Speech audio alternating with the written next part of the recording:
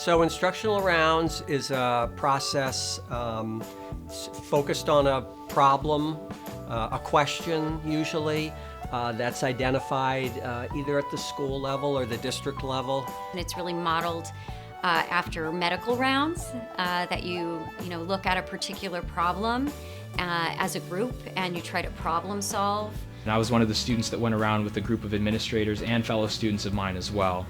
And we went in and sat in a couple of classes and observed the students and the environment that the students were in while they were learning.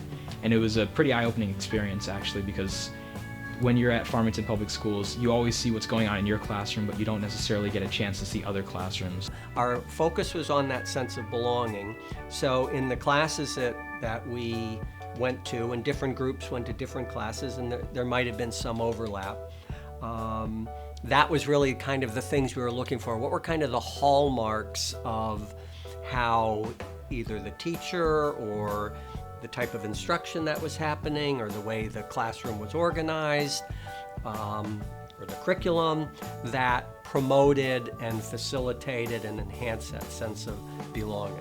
What we saw today at FHS was a great deal of evidence that students do feel a belonging. One of the examples was the social justice presentation. Students are able to actually choose what topic they want to study, and then they are able to present to their peers, and their peers can ask questions. And the last example was in our unified sports program, where students were working together on different activities, and it was very authentic and a beautiful example of how we want to ensure that we're all helping one another, we're all connecting with one another, and we're all part of a family. We go through a protocol, and it's first you kind of just think of what you saw, and you come up with pieces of information related to the question or the topic. And as I say, this was focused on that idea of belonging. So what did we see? What did we hear? What did we observe?